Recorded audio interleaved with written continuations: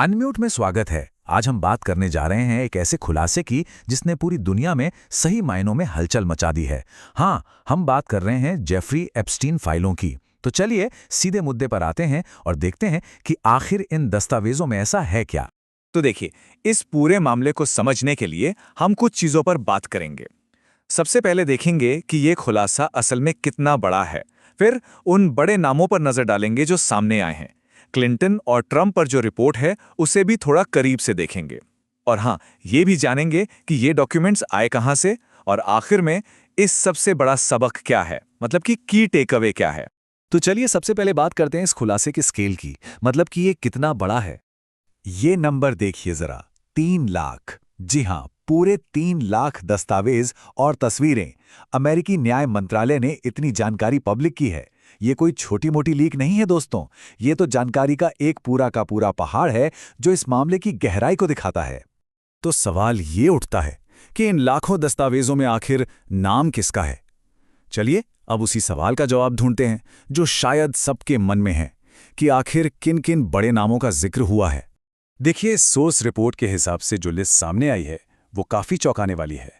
इसमें राजनीति से लेकर एंटरटेनमेंट और यहां तक कि रॉयल फैमिलीज तक के सबसे बड़े नाम शामिल हैं। कौन कौन? पूर्व अमेरिकी राष्ट्रपति बिल क्लिंटन और Donald Trump, king of pop Michael Jackson, Hollywood actor Chris Tucker और ब्रिटिश शाही परिवार के प्रिंस एंड्रयू का भी नाम है।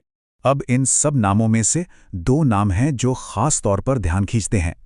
2 पूर्व अमेरिकी राष्ट्रपति, लेकिन दोनों के बारे में जो बातें सामने आई हैं वो काफी अलग हैं। तो आइए इस पर एक निष्पक्ष नजर डालते हैं। रिपोर्ट के हिसाब से देखें तो दोनों की सिचुएशन में जमीन आसमान का फर्क है। एक तरफ हैं बिल क्लिंटन, जिनका नाम फाइलों में बार बार और प्रमुखता से आता है।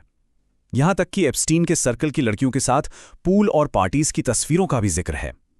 वहीं दूसरी तरफ डोनाल्ड ट्रंप का जिक्र बहुत कम है। अफसोस का यह मानना है कि ऐसा इसलिए हो सकता है क्योंकि उनसे जुड़ी चीजें पहले ही लीक हो चुकी थीं। हाँ, लेकिन एक बात कंफर्म्ड है कि ट्रंप का नाम एप्स्टीन के प्राइवेट जेट की पैसेंजर लिस्ट में था। अच्छा, अब जरा इस पर भी बात कर लेते हैं कि ये सारी जानकारी आखिर सामने आई कैसे। मतलब इसका पूरा कॉन्टेक्स्ट समझना भी बहुत जरूरी है।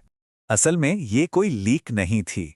इन दस्तावेजों को अमेरिकी कांग्रेस के एक नए कानून के तहत रिलीज किया गया है और इन्हें शुक्रवार देर शाम को पब्लिक किया गया।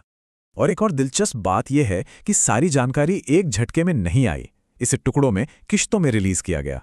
पहले 4 सेट का एक बैच पब्लिश हुआ और फिर उसके कुछ ही घंटों बाद 3 और सेट जारी किए गए।